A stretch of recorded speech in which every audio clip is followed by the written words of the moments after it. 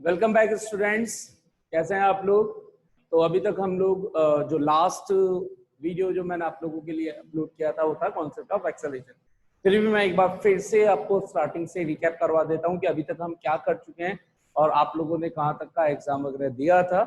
तो हमने चैप्टर के स्टार्टिंग के अंदर बिल्कुल मैंने समरी फॉर्म के अंदर लिखा हुआ है, सब कुछ तो वापस से रिपीट नहीं किया जा सकता, तो बिल्कुल लेकिन शॉर्ट के अंदर क्या क्या मेन पोर्शन हम कंप्लीट कर चुके हैं वो मैंने यहाँ पर लिख दिया है। So first of all we have completed distance, displacement, speed, velocity। ये तो है मेन ब्रॉड आपके पास जो कॉन्सेप्ट जो हम कवर कर चुके हैं।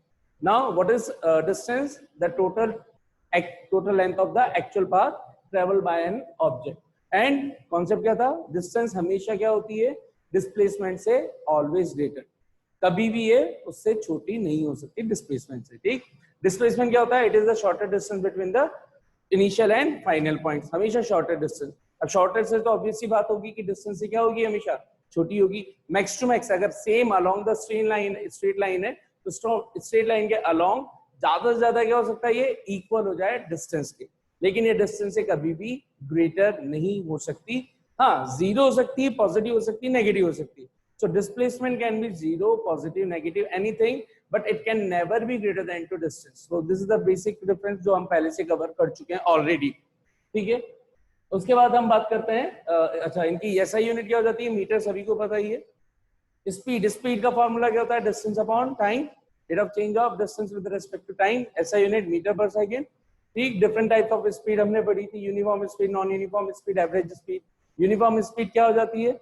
When the object travels equal distances in equal interval of time, such speed is known as uniform speed or non-uniform. Whenever the object travels unequal distances in equal interval of time or equal distances in unequal interval of time, then such speed of object is known as non-uniform speed. ठीक, फिर हमने पढ़ा था average speed. Average speed क्या होती है? Total distances travel upon total time taken. अगर different different distances travel की जा रही हो, d1, d2, d3, तो हमने कैसे लिखा था बी एवरेज को? d1 plus d2 plus d3 upon t1 plus t2 plus t3 so on. ठीक है, इसी तरह से हम तो एवरेज स्पीड का बेसिक फॉर्मूला क्या याद रखना होता है? Total distances travel upon total time taken in different different portion. ज्यादा से ज्यादा आप अगर डिफरेंट डिफरेंट पार्ट्स दे रखे तो आप इसको कैसे करेंगे? अलग अलग में। ये तो सबके ऊपर मैंने बिल्कुल डिटेल के अंदर आपको ये पढ़ाया हुआ है सब कुछ, आपने अगर ध्यान दिया हो तो। नहीं तो आप वापस से जाइए और उन वीडियोस को रिवाइज कीजिए। और इसके बाद वेलोसिटी। वेलोसिटी का सेम कॉन्सेप्ट, बस इसके अंदर क्या इंक्लूड हो जाती है? डायरेक्शन इंक्लूड हो जाती है। तो वेलोसिटी होता है क्या है? Displacement upon time. इसमें चलता है डिस्टेंस, इसमें चलता है डिस्प्लेसमेंट। दोनों में डिफरेंस क्या है? डिस्टेंस में तो जिस भी पाथ से होकर के जा रहे हैं वो पूरा पाथ लेना है, लेकिन डिस्प्लेसमेंट में जिस भी पाथ से होकर गया उससे मतलब नहीं, बस इन दो पॉइंट्स हैं इनके बीच के शॉर्टेस्ट डिस्टेंस लेनी है, तो वो हमेशा छोटी आती है, डिस्प्लेसमेंट अपॉन टाइम। उसी के कॉरेस्पॉन्डिंग फिर एवरेज वेलोसिटी चल आपकी। अच्छा, इसका भी फॉर्मूला बेसिकली वही रहेगा। एवरेज का पूछोगे तो वी एवरेज, एवरेज वेलोसिटी, इसके अंदर डिस्प्लेसमेंट्स आ जाएंगे s1 plus s2 plus s3 upon t1 plus t2 plus t3। ठीक, और अगर मान लीजिए टाइम इंटरवल सेम हो तो उसका स्पेशल केस भी मैंने करवा रखा है, उसका पूरा प्रॉपर डेरिवेशन मैंने बता रखा है। क्या हो जाता है? v1 plus v2 plus v3 dash dash upon n। ठीक है, तो ये सारी चीजें आपको ऑलरेडी पता होनी चाहिए। तो सबको समझ में आ गया होगा आई गेस यहाँ तक, है ना? तो वी एवरेज ये सब कुछ प्रीवियसली मैं ऑलरेडी कंप्लीट कर चुका हूँ, और तो ये वाला भी आप आई गेस पार्ट 4 या 5 के अंदर किया हुआ है मैंने, आप लोग इस वीडियो को देखिएगा। और इसके बाद अभी जो लेटेस्ट इससे जस्ट पहले वाला मैंने वीडियो अपलोड किया है वो है कॉन्सेप्ट ऑफ एक्सेलरेशन। और एक्सेलरेशन क्या होता है? Rate of change of velocity. So acceleration क्या होता है? Rate of change of velocity. कहीं पे भी रेट ऑफ आ जाए इसका मतलब है डिवाइड करना। ठीक है, किस चीज से डिवाइड और किसको डिवाइड करना? तो रेट ऑफ के बाद लिखा हुआ है, जो भी लिखा हुआ है वो आता है न्यूमरेटर में। तो change, rate of change of velocity या चेंज इन वेलोसिटी, तो चेंज इन वेलोसिटी कुछ नहीं लिखा होता तो आपको अपने माइंड में रीड करना है कि ये चल रहा है विद रेस्पेक्ट टू टाइम। भाई विद रेस्पेक्ट टू मैं शॉर्ट फॉर्म में WRT लिख देता हूं, don't confuse, with respect to time.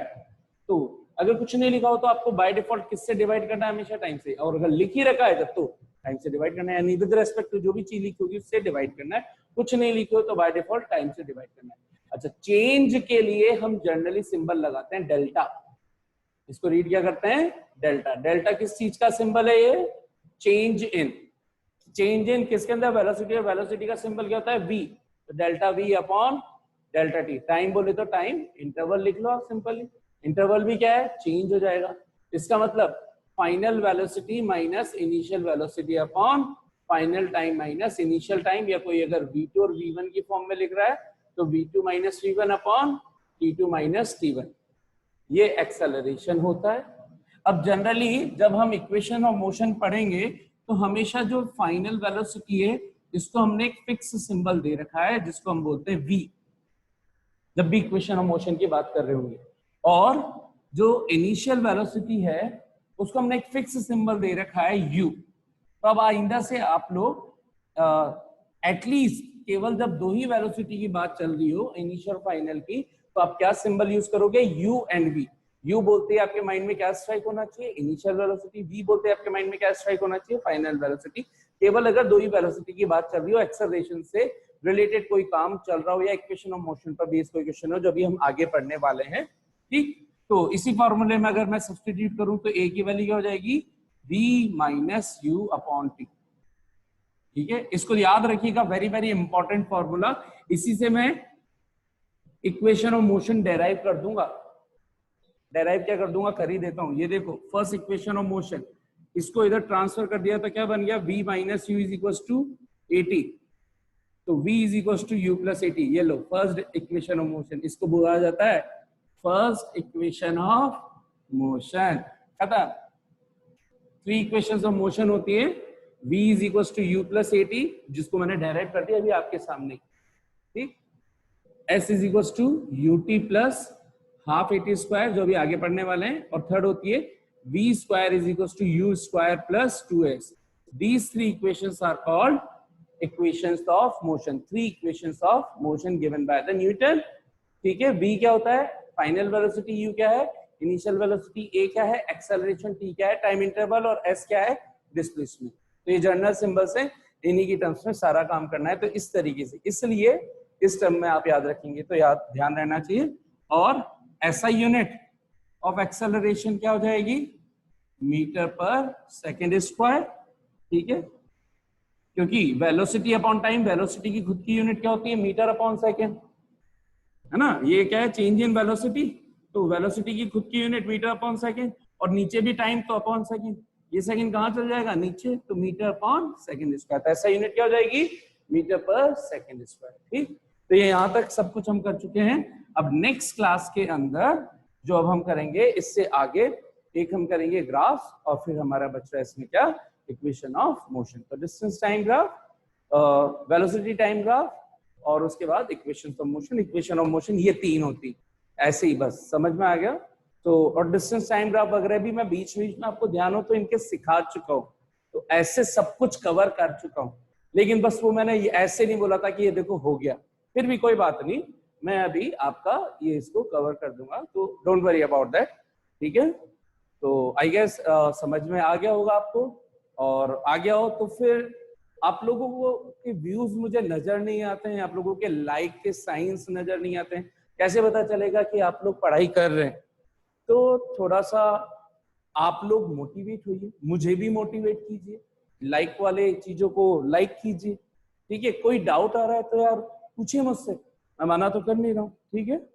तो गेट रेडी। और भाई 9th ग्रेड स्टूडेंट्स एटलीस्ट ध्यान दें कि फिजिक्स आप लोग इस मतलब 8 से जब 9th में आते हैं तो it's totally different thing, it's not that kind of easy कि जो आपने 8th के अंदर जैसे पढ़ लिया था वैसे ही आप पढ़ते रहेंगे बस पीछे के question answer, it can not be done, ठीक है। So please be focused and the physics require always main understanding, main logics, ठीक है। आपके हवा में आंखों के सामने चीजें बन जानी चाहिए, अच्छा ऐसा हो रहा है, ऐसा हो रहा है, वैसा हो रहा है, imagination. So it required a lot of concentration, understanding and imagination. If you want to study 100%, आपके सामने क्वेश्चन होगा और आप उसको अटेम्प्ट नहीं कर पाओगे सब कुछ आते हुए भी।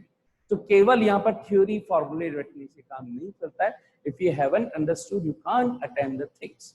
Alright, so see you in next video और टिल देन बाय बाय।